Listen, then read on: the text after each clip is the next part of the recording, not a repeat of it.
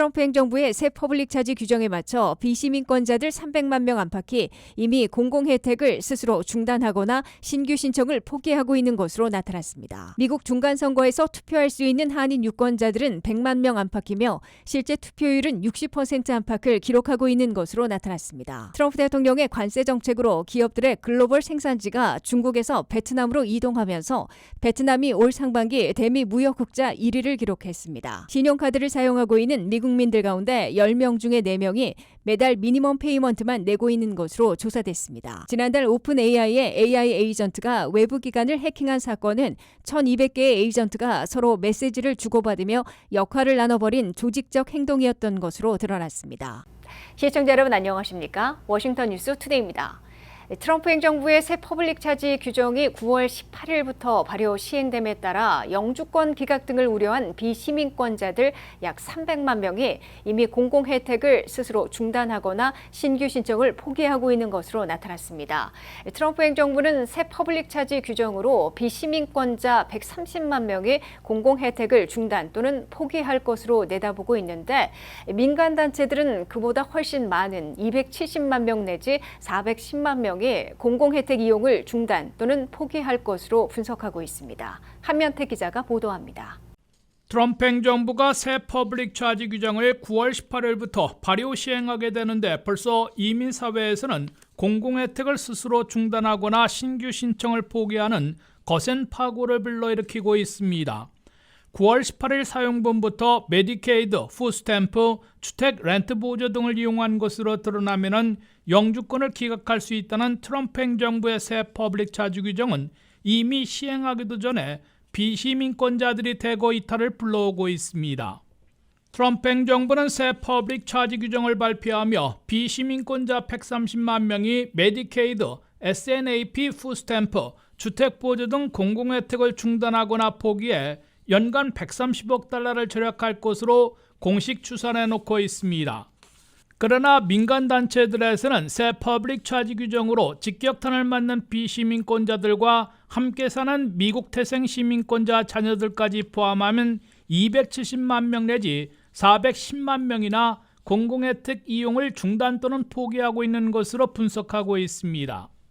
뉴욕타임스와 카이저 패밀리 재단이 공동조사한 결과 트럼프 행정부 출범 이래 메디케이드, 푸스탬프, 주택보조 등을 중단했거나 신규 신청을 포기하고 있다는 이민자들은 전체에서 11%, 비시민권자가 포함된 이민 가정에서는 18%에 달한 것으로 나타났습니다. 전체 이민 가정에서 트럼프 취임 이래 이용해온 공공혜택을 스스로 중단했다는 이민자들이 11%이고 신규 신청을 포기하고 있다는 비율은 12%로 조사됐습니다. 비시민권자들이 포함된 이민 가정에서는 영주권 기각을 우려해 중단했다는 비율이 18%, 신규 신청을 피하고 있다는 비율이 19%로 더 올라갔습니다. 카이저 패밀리 재단이 이를 숫자로 환산한 결과 비시민권자들이 20%만 중단 또는 포기한다면 270만 명에 달할 것으로 추산했습니다. 30%나 중단 또는 포기하면 410만 명까지 대폭 늘어날 것으로 예상됐습니다. 심지어 비시민권자 부모들이 중단 또는 포기하는 바람에 미국서 태어난 미국 시민권자 자녀들 110만 명 내지 170만 명이나 메디케이드, 아동건강보험, 푸스탬프, 주택 렌트 보조 등을 이용하지 못하게 될 것으로 경고되고 있습니다. 이들 가정은 대체로 저소득층이어서 공공혜택을 상실하면 대거 건강보험 없는 무보험자로 전락하게 돼 비시민권자 가정의 건강에 적신호가 켜질 것으로 우려되고 있습니다. WKTV 뉴스 한면택입니다. 오늘 11월 3일 미국 중간선거에 투표할 수 있는 한인 유권자들은 100만 명 안팎으로 국가별 아시아계 유권자들 중에서는 5위, 실제 투표율은 60% 안팎을 기록하고 있는 것으로 나타났습니다. 이 한인들의 실제 투표율은 2020년 대선에선 60%, 2024년에는 58%로 낮아져 다른 아시아계보다 낮은 편으로 지적되고 있습니다. 한면태 기자가 보도합니다. 미국에서 한인들의 정치 파워는 투표권을 가진 미국 시민권자가 얼마나 되고 유권자 등록 후 실제로 얼마나 투표장에 나와 한 표를 행사하느냐에 따라 판정받고 있습니다. 미국 내 한인 인구는 공식 200만, 비공식 250만 명에 달하고 있습니다. 그 중에서 귀화 시민권자와 미국 태생 시민권자를 합한 투표권을 가진 한인 유권자들은 95만 명 내지 100만 명으로 추산되고 있습니다. 전체 인구에서 한인들이 차지하는 비율은 0.6%에 불과하지만 아시아계 유권자들 중에는 8 내지 9%를 차지하며 국가별로는 인도와 중국, 필리핀, 베트남계에 이어 5위를 기록하고 있습니다. 특히 한인 유권자들은 캘리포니아와 뉴욕, 텍사스, 버지니아 등지에 몰려 살고 있어 당락을 좌우할 수 있는 보팅 파워를 보여주고 있습니다. 캘리포니아에서는 한인 유권자들이 32만 3천 명으로 29%나 차지하고 있고 뉴욕에서는 8만 3천 명으로 7%를 점유하고 있습니다. 뉴저지 5만 9천 명, 텍사스 5만 4,500명, 버지니아 5만 3,700명으로 파워풀한 보팅 블록을 형성하고 있습니다.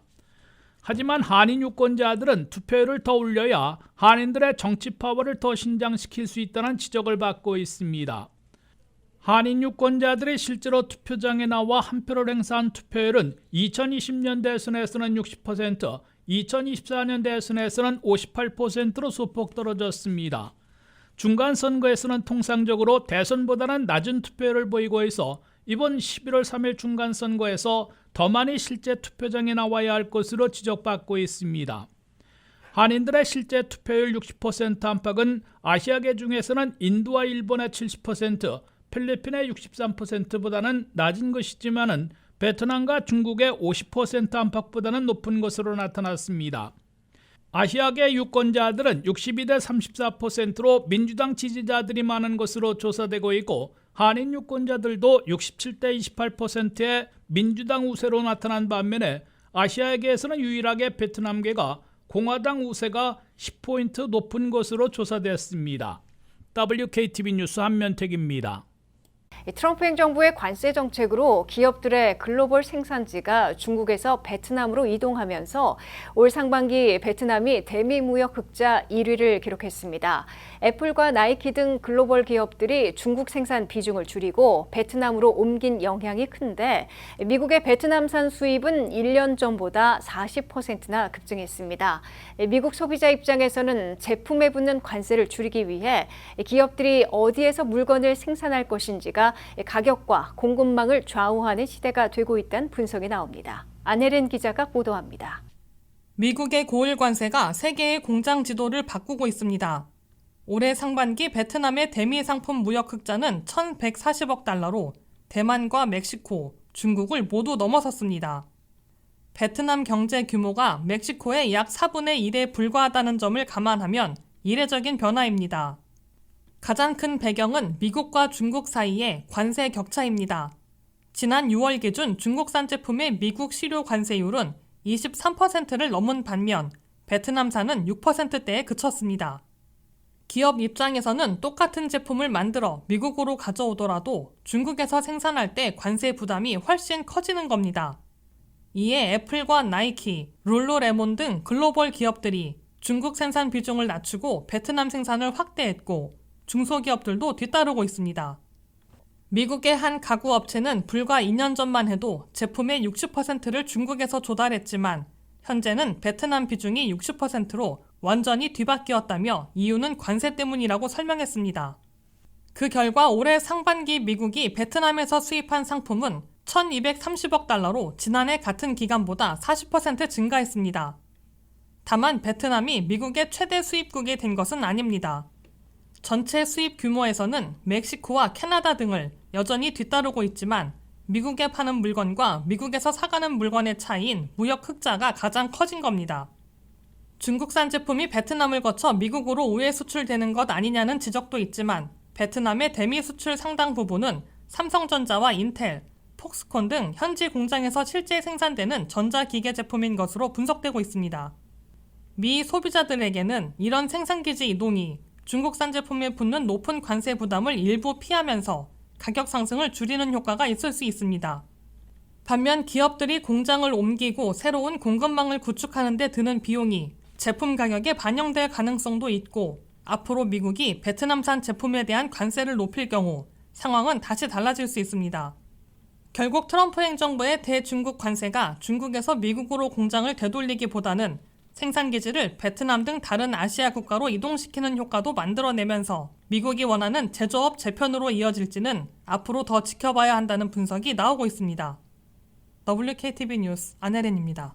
이 신용카드를 사용하고 있는 미국민들 가운데 10명 중에 4명이나 매달 미니멈 페이먼트만 내고 있는 것으로 조사됐습니다. 최악의 빚갚기로 꼽히는 미니멈 페이먼트는 평균 신용카드 사용액을 완납하는 데 27년이나 걸릴 뿐만 아니라 이자로 원금보다 2배나 더 물게 되는 것으로 나타났습니다. 미국민들이 신용카드를 사용하고 매달 상환할 때 가장 최악의 습관은 카드사들이 요구하는 미니멈 페이먼트만 내는 것으로 꼽히고 있습니다. 신용카드를 쓰고 있는 미국민들 가운데 10명 중에 4명이 넘는 41%는 이 최악의 습관대로 미니멈 페이먼트만 내고 있는 것으로 답했다고 CNBC가 보도했습니다. 전체에선 41%이지만 18세에서 29세 사이인 가장 젊은 Z세대는 미니멈만 내고 있는 비율이 무려 58%로 월등히 높은 것으로 조사됐습니다. 신용카드 사용자들이 카드사가 요구하는 미니멈 페이먼트만 내게 되면 즉각적인 벌금만 모면할 뿐 막대한 손해를 보게 된다는 점에서 최악의 습관으로 꼽히고 있다고 CNBC는 경고했습니다. 미국민들의 신용카드 빚은 현재 카드당 7,756달러로 계산되고 있습니다. 미국민들은 연평균 APR로 20.94%를 부담하고 있습니다. 그런데 이 평균 카드 사용액을 미니멈 페이먼트로 페이오프, 완불하는 데에는 무려 27년이나 걸리는 것으로 예상되고 있습니다. 특히 미니멈 페이먼트의 대부분은 이자를 갚는 데 들어가기 때문에 카드 사용 원금, 즉 신용카드 빚은 그대로 남게 됩니다. 이에 따라 평균 신용카드 사용액 7,756달러를 APR 20.94%에 적용받고 매달 미니멈 페이먼트로 내게 되면 27년이나 걸릴 뿐만 아니라 이자로만 13,000달러를 물게 될 것으로 나타났습니다. 이는 이자가 원금보다 약 2배나 될 것임을 예고해주고 있습니다. 배보다 배꼽이 더 커진다는 속설이 신용카드의 미니멈 페이먼트에 그대로 적용되고 있음을 보여주고 있습니다. 미국민 가구의 신용카드 빚은 2분기에 1조 2,600억 달러로 전분기보다 210억 달러, 1.7% 늘어난 것으로 뉴욕 연방은행이 최근 발표했습니다. 가계부채 가운데 주택모기지, 자동차 융자, 학자금 융자에 이어 네 번째로 많은 신용카드 빚은 지난 연말 1조 2,800억 달러로 사상 최고치를 기록했다가 올 1분기 소폭 감소했지만 2분기에 다시 늘어난 것입니다. 게다가 미국민들의 신용카드 빚에서 심각한 것은 90일 이상 연체한 비율이 12.8%로 급증하고 있는 것으로 나타났습니다. 지난달 오픈 AI사의 AI 에이전트가 외부 기관을 해킹한 사건은 단순한 돌발 행동이 아니라 1,200개의 에이전트가 서로 메시지를 주고받으며 역할을 하는 조직적 행동이었던 것으로 드러났습니다. 이 가운데 약 700개가 실제 허깅페이스 공격에 가담했고 오픈 AI 내부 서버까지 침투한 건데요. 이에 오픈 AI사는 차세대 모델의 대규모 훈련을 중단하고 긴급 정지 장치인 킬 스위치를 도입키로 했습니다. 피해를 입었던 허깅페이스는 엔비디아가 129억 달러에 인수키로 한 것으로 전해지면서 AI 생태계 보안과 플랫폼 주도권 경쟁도 동시에 주목받고 있습니다. 안혜린 기자의 보도입니다. 지난달 발생한 오픈 AI의 AI 에이전트 해킹 사건이 예상보다 훨씬 조직적인 행동들이었던 것으로 조사됐습니다. 오픈 AI와 외부 안전성 평가기관의 조사 결과 서로 격리돼 있던 AI 에이전트들이 공용 저장소를 통해 서로의 존재를 발견한 뒤 자체 게시판을 만들고 협업하기 시작했습니다. 자체 게시판에서 서로를 발견하고 깜짝 놀라 세상에 공용 게시판이 있다니라며 다른 에이전트를 찾았다고 혼잣말한 기록도 발견됐습니다. 참여한 에이전트는 약 1,200개로 이들은 수만 건의 메시지를 주고받으며 스스로를 무리 또는 집단이라고 부르기도 했습니다. 처음에는 시험에서 높은 점수를 받기 위해 정답을 몰래 확인하거나 풀이 과정을 위조하는 부정행위를 벌였지만 행동은 점차 더 위험한 단계로 넘어갔습니다. 일부 에이전트가 네트워크 우회 경로를 찾아 외부 인터넷에 접속했고 약 700개가 AI 모델 공유 플랫폼 허깅페이스 공격에 가담했습니다. 허깅페이스의 최고 관리자 권한을 확보하는 데는 불과 13시간이 걸렸으며 오픈 AI 자체 내부 서버의 최상위 권한까지 탈취한 것으로 조사됐습니다. 특히 사람이 각각의 행동을 지시한 것이 아니라 에이전트들이 서로 정보를 공유하고 역할을 나누면서 스스로 공격을 진행했다는 점이 이번 사건에서 가장 큰 충격으로 받아들여지고 있습니다. 오픈 AI는 이번 사건을 전 세계 AI 업계를 향한 경고 사격으로 규정하고 충분한 안전장치가 없다면 고성능 AI가 인간의 통제를 우회해 예상하지 못한 행동을 할 수 있다고 밝혔습니다. 이에 따라 차세대 최고 성능 모델의 대규모 훈련을 일단 중단하고 모든 에이전트의 행동을 24시간 감시하는 한편 보안망 탈출이나 부정행위가 감지되면 30분 안에 모델 인프라를 정지시키는 킬 스위치도 도입하기로 했습니다. 한편 이번 공격의 피해 대상이었던 허깅페이스는 엔비디아가 129억 달러에 인수하기로 합의한 것으로 전해졌습니다. 전문가들은 이번 사건이 AI 성능 경쟁이 빨라질수록 개별 모델뿐 아니라 여러 AI가 서로 연결되고 협력할 때 발생할 수 있는 위험까지 새로운 보안 기준에 포함해야 한다는 점을 보여준다고 지적하고 있습니다. WKTV 뉴스 안혜린입니다. 이상으로 워싱턴 뉴스 투데이를 마치겠습니다. 시청해주신 여러분 고맙습니다.